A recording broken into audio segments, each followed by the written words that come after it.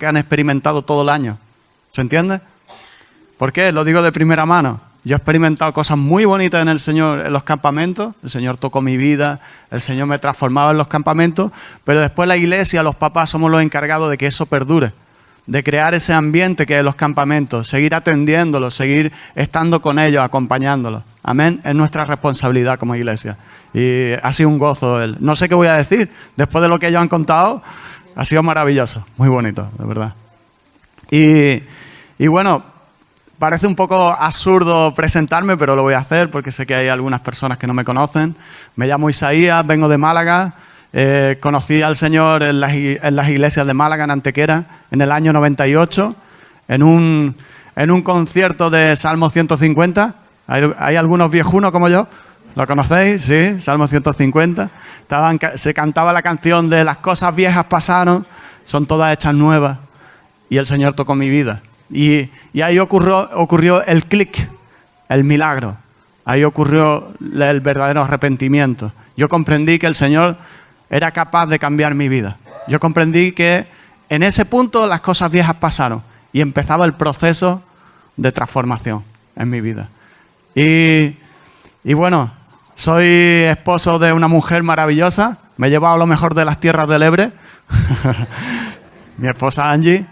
Tengo dos hijos maravillosos también que el Señor me ha dado. Una ampostina, otro francesito. Y bueno, nos fuimos de aquí buscando una vida mejor, como todo inmigrante, buscando algo mejor para nuestra familia. Y el Señor nos sorprendió. Y estamos trabajando en una iglesia de habla hispana. Entonces, somos un malagueño, una mujer ampostina, una hija ampostina y un francesito trabajando en Luxemburgo. El Señor tiene ese humor, ¿no? Y vemos la multicultura del Señor. Amén. Él ha acogido a todas las naciones de la tierra bajo sus brazos. Amén. Y eso es maravilloso y eso es riqueza. Es riqueza para la iglesia. Y estamos trabajando allí, aprendiendo mucho. Y bueno, yo quiero dar paso a mi esposa. Ella es mi memoria. Entonces yo la voy a llamar para que ella hable un poquito de la visión y de la iglesia. Te mueves de aquí. ¿Nos sentamos? Sí, es más fácil. Hola a todos. Yo soy Angie, la esposa de Isaías. Yo estoy como ella. Soy María Magdalena. Desde que he llegado no he parado de llorar. Mi hija me dice, ¿estás llorando? ¿Por qué lloras? Estoy muy emocionada de estar aquí. Yo no voy a hablar mucho porque estoy muerta de vergüenza, pero voy a contar un poquito. Nosotros nos fuimos de aquí hace 6 años. 6 años. Isaías se fue primero. Nos fuimos después de pasar una época bastante difícil aquí. Y nos fuimos, como él dice, ¿no? Buscando sanidad y buscando una vida un poco mejor. Y una cosa que teníamos clara cuando llegamos es buscar una iglesia, ¿no? Y era muy difícil porque íbamos a un país donde no se hablaba nuestro idioma y encontramos una iglesia de habla francesa donde íbamos, nos sentábamos, no entendíamos absolutamente nada. La gente intentaba hablar, nos intentaba ayudarnos, fueron increíbles, pero nosotros era muy difícil, no entendíamos nada. Y bueno, Isaías encontró una pequeñita iglesia, no era ni siquiera una iglesia, era una reunión que se hacía cada 2 sábados de gente hispana, eran 4 o 5 personas y empezamos a ir allí, pero también íbamos los domingos a la iglesia en francés, entonces estuvimos un tiempo así, hasta que al final vimos que lo lógico para nosotros era quedarnos en la pequeña reunión de habla hispana. Congeniamos mucho con los pastores. Ellos eran un matrimonio de ascendencia italiana, pero luxemburgueses de nacionalidad. No hablaban español, pero ellos llevaban una iglesia de habla inglesa, pero sintieron el pastor Pietro Colacci, sintió el llamado a abrir una reunión para personas de habla hispana y no hablaba español. Entonces empezó a escuchar música en español, conoció a 2, 3 personas que hablaban español, empezaron las reuniones, ahí llegamos nosotros y poco a poco empezamos a estar muy cerca de él porque nosotros sabíamos también que lo necesitábamos y fue creciendo poco a poco. Bueno, y empezamos a trabajar con él. Estuvimos 4 años trabajando con él en la obra. Empezó, como he dicho, con unas 4 personas y hoy en día somos unos 60, 70 miembros. En 5 años en Luxemburgo, lo cual es muy, muy difícil. Entonces estamos muy felices. Yo, como pequeño testimonio, quiero contar que cuando fuimos allí, yo tenía en mi cabeza yo tenía en mi cabeza el estar allí unos 5 años. Ese era mi límite. Yo sabía que tenía que volver. Eran 5 años de sanidad, de prosperar, de trabajar y volver. Y el año que hemos cumplido 5 años allí, nos han nombrado pastores de la iglesia. Así que yo creo que Dios, cuando llegamos allí, cambió totalmente nuestros planes. Nosotros a veces tenemos planes muy, muy fijos, sabemos a dónde vamos, sabemos lo que queremos, y si no son los planes de Dios, no sale, simplemente no sale. Y nosotros estamos felices de que Dios haya cambiado nuestra manera de pensar, nuestra manera de ver las cosas. Y nada, estamos trabajando en la obra, felices. No es lo que esperábamos, pero es lo que necesitábamos. Y Dios lo sabía, así que nada, pediros que si os acordáis de nosotros en vuestras oraciones, por favor, apoyarnos en eso. Y nada, estoy muy feliz de estar aquí. Como dice él, para nosotros es nuestra casa. Mi primera vez que fui a una iglesia fue en la iglesia de Amposta, cuando tenía 21 años. Yo no era creyente, para nada. Y me acogisteis, yo vi algo diferente, vi al Señor en vosotros, y eso, bueno, el Señor transformó mi vida. Y hoy estoy especialmente emocionada porque uno de mis sueños, yo sueño y me veo sentada en una iglesia, no sé en cuál, pero me veo sentada con toda mi familia adorando al Señor, y hoy estoy con la mitad de ella, y eso para mí es un regalo del Señor. Y ay, estoy muy emocionada. Sé que habéis acogido a mi madre con mucho cariño, ella está feliz de congregarse aquí. Para mí es un milagro, y tener aquí a mi hermana, es mi cuñada, pero para mí es mi hermana. Tenerla aquí para mí también es un regalo del Señor, y yo sé que, no sé cuándo, pero el resto estarán aquí también, no sé si aquí o en otra iglesia, pero estarán también adorando al Señor. Gracias. Aleluya.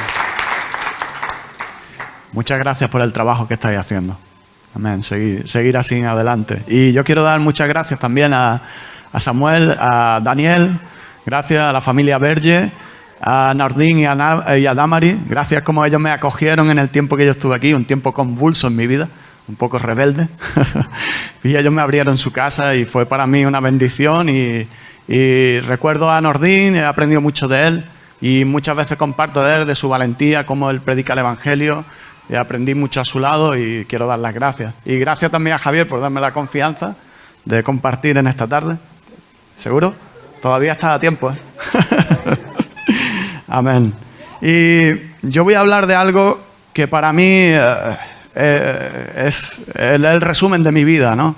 Y creo que eso me va a dar facilidad para compartirlo. Entonces, y creo que también Dios ha puesto en mi corazón que es bueno para esta iglesia.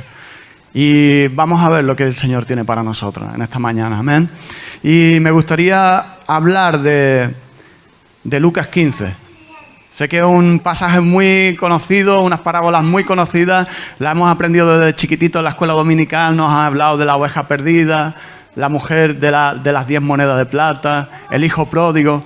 Pero yo me gustaría enfocarlo de otra manera en esta mañana. Amén. Y vamos a ponernos de pie para orar por la palabra. ¿Qué os parece? Aleluya. Señor Jesús, te damos gracias por este momento que tenemos el privilegio de escuchar tu palabra, Señor. Gracias, Señor, porque tú nos has regalado un día más donde tu misericordia se renueva, Señor.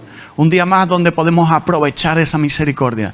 Un día más donde hay caminos de retorno. Un día más donde tu gracia aún fluye, Señor.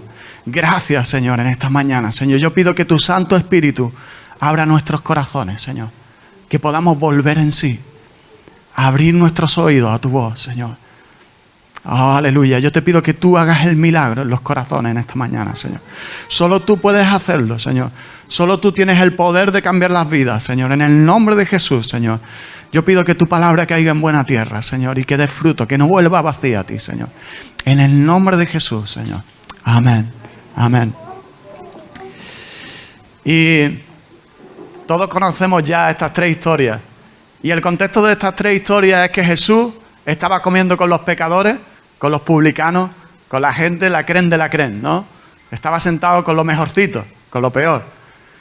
Y estaban los representantes religiosos de aquella época, los fariseos, los escribas, los maestros de la palabra. Y no entendía, no llegaron a comprender. Es que tengo un hijo músico, lo siento. Es que no puede controlarlo. Tengo que subirme a Marky y que le dé clases de batería, ¿eh? Y los representantes de Dios en aquella época estaban desconectados de Dios. No entendieron el corazón del Padre. No podían comprender que Jesús se sentara con ese tipo de personas y celebrara con ellos. Se sentara a disfrutar con ellos. Porque a veces hemos tenido un concepto erróneo. Hemos dicho, el mundo, cuidado con el mundo, que viene el mundo, que te come el mundo.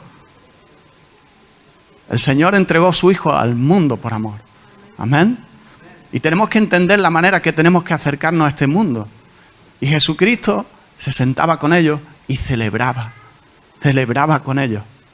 ¿Qué celebraba? Celebraba la misericordia, celebraba la salvación, celebraba la restauración. Amén. Esa es la manera que tenemos que tener de acercarnos a este mundo. Y los representantes y las autoridades de aquella época, representantes de Dios, no entendieron por qué Jesús se acercaba a ese tipo de personas. Y entonces Jesús contó 3 historias, 3 parábolas. ¿Sabéis lo que significa parábola, no? Parábola, poner al lado. Te cuento una historia para que comprendas algo profundo. Pero para que lo entiendas te voy a contar una historia sencilla. Y Jesucristo era especialista en esto. Ojalá tuviéramos ese don todos. Esa manera de expresar, de llegar, de conectar. Y Jesucristo cuenta 3 historias. Primera, la oveja perdida. El pastor que deja las 99 ovejas y se va en busca de la oveja perdida. Y dice que cuando la encuentra, ¿qué hace? Pone sobre sus hombros y llega a casa, llama a todos los vecinos y ¿qué hace? Fiesta, celebración, gozo, alegría. Segunda historia, la mujer de las 10 monedas. Esta mujer tenía ahí ahorrado un buen dinerito, ¿eh? Y tenía una moneda de plata que creo que, si no recuerdo mal, era como el jornal de un día de trabajo. Y se le pierde. ¿Qué hace la mujer? Enciende la luz, se pone a barrer, a mover los muebles y encuentra la moneda. ¿Y qué hace? Llama a sus vecinos, a sus amigos. ¿Y qué hace? Fiesta, celebración, gozo. Amén. Tercera historia. ¿Tenemos tiempo? ¿Sí?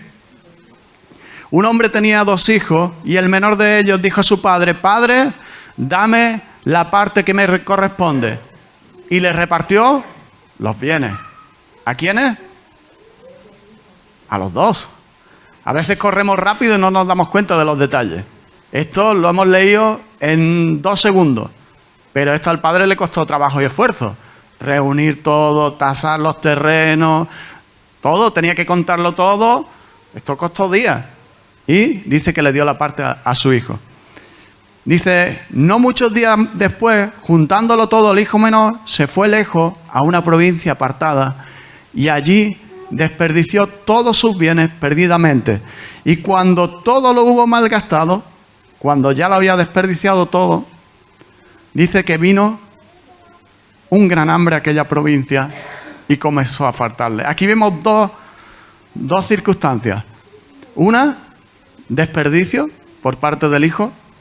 Pero vemos otra, que él no tenía control. Y es una crisis Vino gran hambre. Vino gran hambre.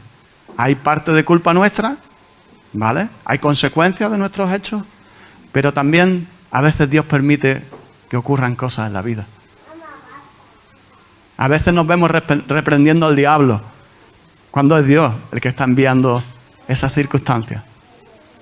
Él tiene un propósito a veces en las circunstancias difíciles, en los tiempos de crisis. Él tiene un plan y un propósito.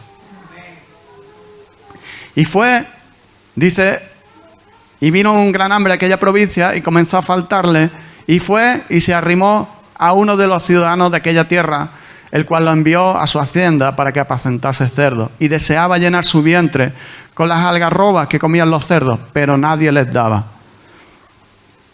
Hasta aquí. Aquí se desarrolla toda la trama.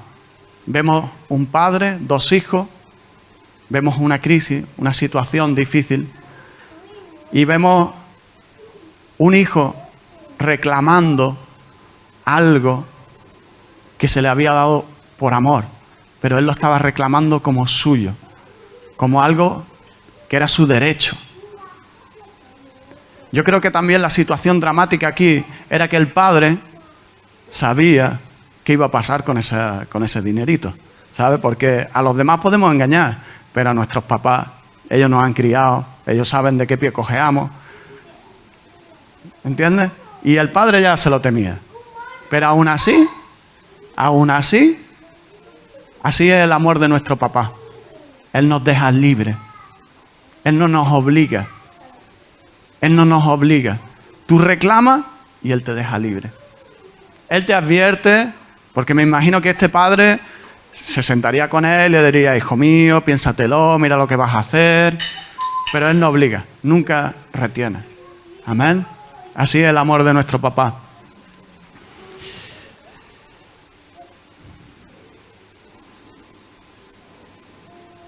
Y otra de las cosas que yo creo que desata este trama es que el hijo, como todos sabemos, había reclamado una herencia que normalmente se daba cuando el padre moría.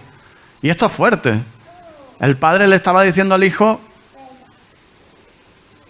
ojalá, sabéis lo que viene después, no lo voy a decir, es feo.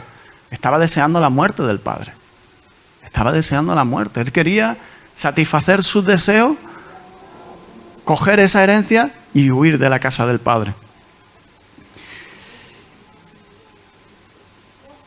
Y a veces el mundo evangélico tendemos a hacernos religiosos también. Hablamos de otras religiones, hablamos de que hay que ver sus costumbres, sus religiones, que la ponen por delante de la palabra. Y los evangélicos somos así también un poquito. Yo lo he reconocido en mi vida. Y siempre hemos encajonado esta historia, ¿para quién? Para los hijos de los padres cristianos, ¿no? Para el que se va de la iglesia y después vuelve en un tiempo. Para aquellos que han estado en comunidad rehabilitándose y han tenido una recaída y vuelven al centro. Siempre entendemos a encajar las historias. Pero ahí hay un peligro porque le quitamos el verdadero sentido de la historia. Y yo quiero intentar que saquemos la esencia de esta historia. Yo quiero venir a zarandearte un poco, si me lo permite, si me da ese trabajo, no sé cómo decirlo, se me van las palabras. Pero quiero decirte que hoy aquí, entre estas paredes, hay gente que sabe alabar al Señor, hay gente que sabe cantar, hay gente que sabe hablar, que sabemos la liturgia de la iglesia, que incluso nos hemos acostumbrado incluso a llevar una responsabilidad. Y somos esos hijos menores, lejos de la casa del Padre, en un lugar apartado. ¿Por qué te lo digo? Porque ahora soy pastor y tengo rayos X y te puedo ver y sé lo que hay en tu corazón. No, te lo digo porque yo lo he vivido. Yo sé lo que es eso. Te lo digo porque este hijo pródigo ha aprendido algo mejor que los rayos X. Yo creo en el don de ciencia, de discernimiento. Yo creo que eso está en la iglesia y eso tiene que funcionar. Pero ¿sabes qué? Jesucristo, aún conociendo los corazones, ¿sabe qué hacía?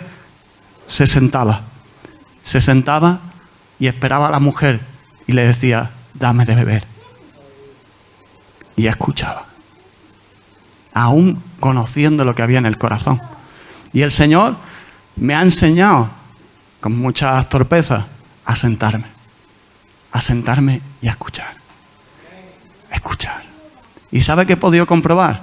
Que dentro de la iglesia hay muchos hijos menores. Muchos. Y si no estás ahí ahora, puede ser que estés el día de mañana. El que mire esté firme, mire que no caiga, dice la palabra del Señor.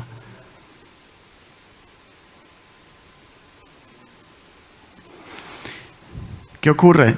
Que cuando nosotros nos acercamos al Señor y le reclamamos algo como si fuera nuestro, esta es mi vida y yo hago lo que quiera con ella, nos estamos convirtiendo en ese hijo menor. Que cuando decidimos ceder a la tentación, a la lujuria, a la codicia, a nuestra debilidad, al pecado que te persiga. Cada uno tenemos nuestras debilidades, nuestras luchas, nuestra batalla contra el pecado.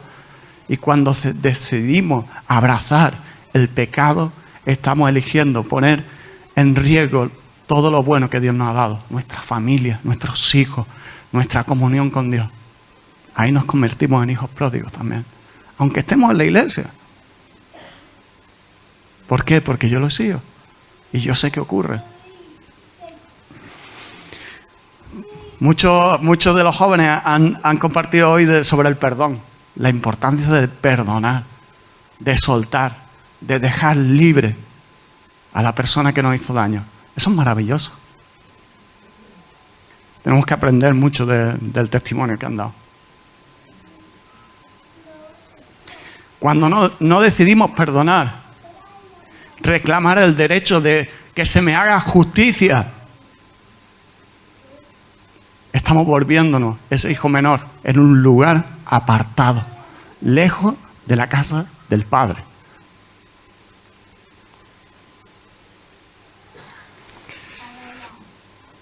Versículo 17 dice, volviendo en sí. Yo con esta palabra ya haría un sermón completo. Volviendo en sí. Volviendo en sí. Esa palabra tiene mucho peso para mí. ¿Sabe qué significa? Que en ese lugar apartado donde te encuentras, ese sitio donde nadie conoce, nada más que tú y el Padre, se puede volver en sí. El Espíritu Santo viene y nos visita y nos ocurre el milagro en nuestro corazón. Que recobramos el sentido. No sé si te ha pasado. Yo he estado en etapas donde estaba en completa locura, arriesgando todo lo que Dios me había dado, pensando en que nunca iba a saltar la liebre. ¿Se entiende el concepto? Que ahora puedo tirar de coletilla aquí. Allí nadie me entiende. Digo chascarrillos así. Dice, ¿qué me estás contando? Tengo que explicar todos los chascarrillos. Te va a quemar como el palo en churrero. Todas esas cosas así. Es maravillosa esta palabra, volviendo en sí. El hijo volvió en sí, valoró y dijo, en la casa de mi padre los siervos tienen abundancia de pan y yo aquí me muero. Me estoy muriendo. Por tanto iré y le diré, Padre, he pecado contra el cielo y contra ti. Ya no soy digno de ser llamado tu hijo, hazme como uno de tus jornaleros. No quiero los privilegios de antes, quiero simplemente estar cerca tuya. Simplemente quiero estar en tu presencia. Simplemente quiero estar en tu casa. Yo sé que el Espíritu Santo, yo sé que a muchos le está llamando a volver en sí ahora. La pregunta es, ¿qué vas a hacer? El Espíritu Santo ha hecho su parte. El Espíritu Santo te ha hablado. ¿Qué vas a hacer? Versículo 20. Y levantándose, amén. Y levantándose, vino a su padre. Y levantándose, vino a su padre. Yo sé que no te queda a lo mejor mucha fuerza, que tú dices, ya lo he intentado muchas veces. lo he hecho una y otra vez y aquí estoy. El enemigo viene a engañarte, decirte, es demasiado grave lo que has hecho. Ya no hay esperanza para ti. Eso es mentira. Otra de las mentiras es, lo he hecho tantas veces, ya no hay solución para mí. Esto está demasiado arraigado en mi vida. Es mentira. Es mentira. El enemigo lo único que quiere es tenerte excluido, en un lugar apartado, lejos. A lo mejor estás aquí, estás compartiendo, estás con los hermanos, sabes saludar, sabes reírte. Pero en el fondo estás lejos, en un lugar apartado. Es hora de levantarse. Es hora de volver a la casa. Hay esperanza, hay camino de retorno, hay gracia, hay misericordia. Amén. Dice, y levantándose, vino a su padre. Y cuando aún estaba lejos, su padre lo vio y dice, y fue movido a misericordia. Misericordia. Del latín, misericordia. Es que a veces con la traducción viene una palabra rara. No, latín, misericordia. Que tiene dos palabras dentro del latín, que es miser y cor. Miser es miseria. Y cor, corazón. ¿Dios renueva cada mañana su misericordia para ti? A ver, ¿cuánto Dios renueva cada mañana su misericordia? ¿Sabes qué significa? Que Dios pone corazón en tu miseria. Corazón en tu miseria. Cada mañana. ¿Por qué? Porque sí, hemos aceptado al Señor. Y el Señor ha hecho un milagro en nuestras vidas y nos ha cambiado. Pero estamos en un proceso de restauración. ¿Para cuándo? Para toda la vida. Escúchame, saliendo de aquí, de estas puertas y yendo a otros países, he escuchado de todo tipo de doctrinas. Incluso la del todo ya está hecho. Aceptaste al Señor, Él ya te ha salvado, te ha transformado, ya está, ya el pecado se acabó. Y digo, qué mensaje más frustrante. Porque los que están luchando se callan, no dicen nada y dicen, bueno, pues a lo mejor es que no estoy convertido de verdad. Porque yo tengo una lucha tremenda. El Señor tiene misericordia. Él comprende tu estado. Él sabe por lo que estás pasando. Y Él pone su corazón. Pero no de una manera estática. Dice que su corazón fue movido a misericordia. ¿Y qué ocurrió? Dice que corrió hacia Él, lo abrazó, se echó sobre su cuello y le besó. Esa es la misericordia del Señor. Ese es el corazón del mensaje. Y eso es para ti hoy. El Señor se goza en hacer misericordia contigo. Amén.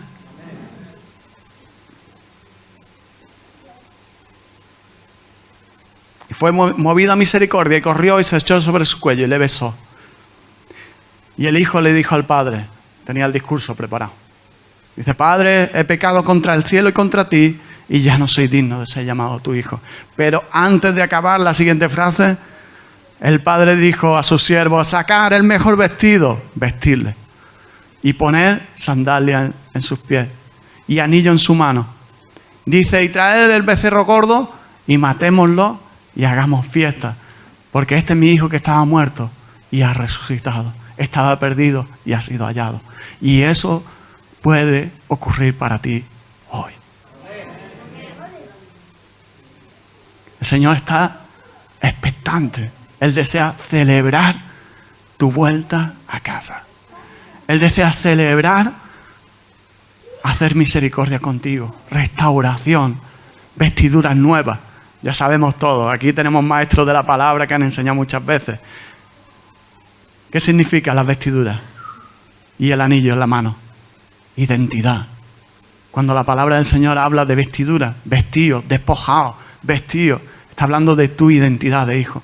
El Señor quiere restaurar de nuevo tu identidad. Quiere afirmar que tú eres hijo de Dios. Quiere poner anillo en tu mano, recordarte que aunque te alejaste de la casa, siempre fuiste hijo. Siempre fuiste hijo. Él quiere poner sandalias en tus pies. Amén. y matemos el becerro gordo, el más gordito que hay en la finca. Cerdito gordito, ¿eh, Pedro? Eso que estás criando allí, qué bueno están. Pues el más gordito lo cogemos y vamos a celebrar. Y eso es lo que el Señor quiere que ocurra todos los días en la casa del Padre. Que celebremos la restauración, la misericordia. El Señor quiere crear ese ambiente de amor y de misericordia, donde podemos bajar las defensas y decir, hermano, lo estoy pasando mal, necesito ayuda. Hemos a veces malinterpretado lo que es la palabra testimonio. Parece que testimonio es perfección. Y no, porque lo que vamos a conseguir es cristianos frustrados que digan, ¿por qué él y yo no? Y en realidad todos estamos luchando. Todos tenemos áreas difíciles. Todos somos hijos menores en algún momento en la vida. Y necesitamos ser como el Padre. Necesitamos tener ese corazón de Padre.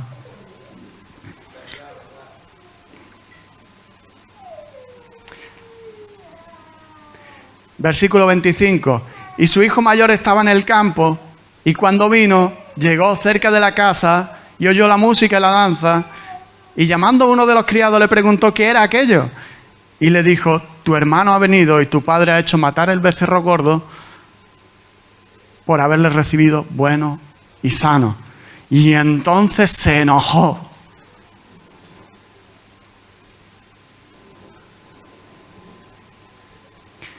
Y no quería entrar. Y salió por tanto su padre. ¿Te das cuenta? Otra vez sale al encuentro de su otro hijo. Y le rogaba que entrase. Mas él respondiendo, dijo al padre, he aquí tantos años te he servido, no habiéndote desobedecido jamás. Habría que verlo. Eso es lo que decía él. Y nunca me has dado un cabrito para gozarme. Y mira lo que le responde el padre. Un poquito más adelante. Pero cuando vino tu hijo, que han consumido tus bienes con ramera, tu hijo, ya no era ni su hermano, era tu hijo. No tiene nada que ver conmigo. Ha hecho matar para él el becerro gordo. Y entonces le dijo, hijo, tú siempre estás conmigo y todas mis cosas son tuyas. Mas era necesario hacer fiesta y regocijarnos, porque tu hermano era muerto y ha revivido, se había perdido y es hallado. Tan cerca del Padre y tan lejos también. Tan cerca y tan lejos. El hijo, a mí me saltan muchas preguntas aquí. Una, ¿por qué el hijo mayor no estaba en el momento de la restauración del hijo menor? ¿Dónde estaba? Parece muy bien, estaba en el campo trabajando. Pero yo creo que el padre se encontró con el hijo menor porque él estaba todos los días al pie del camino esperando que el hijo volviera a casa. Y yo creo que si el hijo mayor hubiera tenido el mismo corazón, hubiera estado junto al padre. ¿Por qué fueron los siervos los que trajeron los vestidos, el anillo? ¿Por qué fueron ellos los que mataron el becerro? Tendría que haber estado el hijo mayor allí también. ¿Por qué se enfadó? ¿Por qué? ¿Por qué el padre tuvo que salir a rogarle? Hijo, entra y celebremos. Son preguntas que yo dejo ahí en el aire para que la contestéis.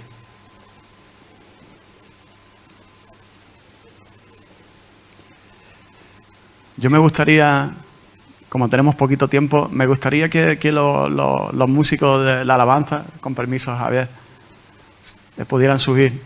Me ha gustado, hay una canción que cantamos mucho en nuestra iglesia y sé que es de parte del Señor. ¿Sí? Vale.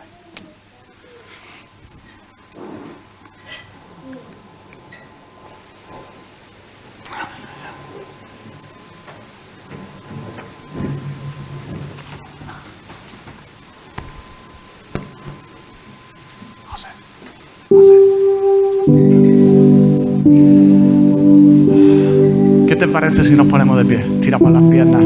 ¿Sí?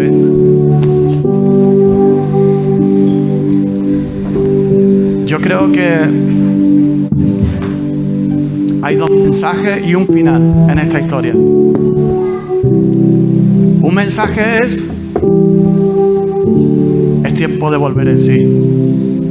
No importa dónde te encuentres, no importa lo que hayas hecho.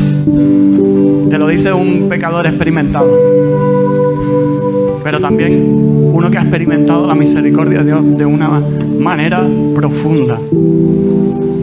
Hay camino de retorno a la casa del Padre. Es hora de volver en sí. De volver en sí y decir: en la casa de mi Padre hay abundancia de pan y yo aquí me estoy muriendo. No le estoy diciendo esto a alguien que viene de la calle, no le estoy diciendo a alguien que se ha apartado mucho tiempo del Señor, también se lo digo. Le estoy diciendo a gente dentro de la iglesia. Que estemos dentro de la iglesia no necesariamente a veces es igual estar cerca del Padre. Es hora de volver en sí.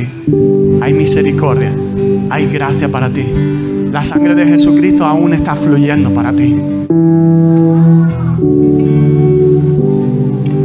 El Señor quiere vestirte, quitar esos harapos sucios, renovar tu identidad, recordarte de que eres hijo de Dios, amado, perdonado.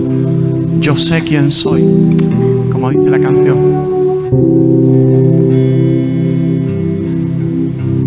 Y segundo mensaje,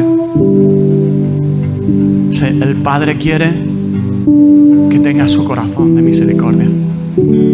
Él te ruega, hijo, entra y celebra con nosotros. Hijo, entra y celebra. Es tiempo de hacer misericordia. Es tiempo de ser esos siervos que desvisten y vuelven a vestir. De ser esos siervos que traen el anillo y le ponen el anillo en el dedo. Aquel que se ha perdido, aquel que ha tropezado, aquel que ha caído. Es tiempo de matar el becerro gordo y hacer fiesta. Es tiempo de celebración en su iglesia, de celebrar la misericordia, la gracia, el perdón, la restauración. Amén. ¿Lo crees?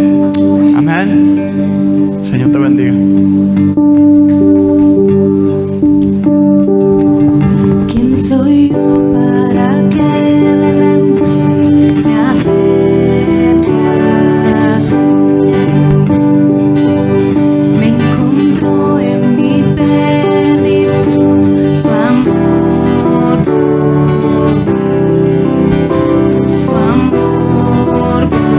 por mí. Libre soy en él, libre en verdad. Soy hijo de Dios, si lo soy. Libre soy, él me rescató, su gracia aún no siento encuentran, murió por mí. Él murió por mí. Libre soy en él, libre en verdad. Soy hijo de Dios, si lo soy. En tu casa, Dios, sitio hay para mí. Soy hijo de Dios, si lo soy. En tu casa, Dios, sitio hay para mí. Soy hijo de Dios, si lo soy. En tu casa, Dios, sitio hay para mí. Soy hijo de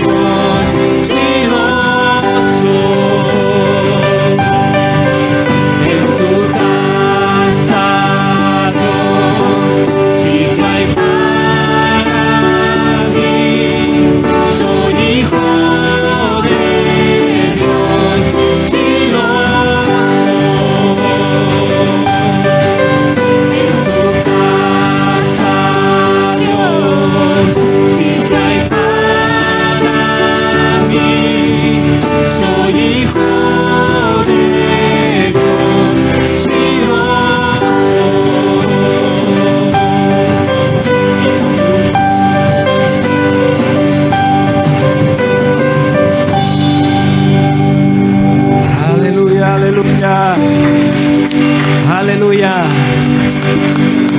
Qué bendición tan grande. Gracias.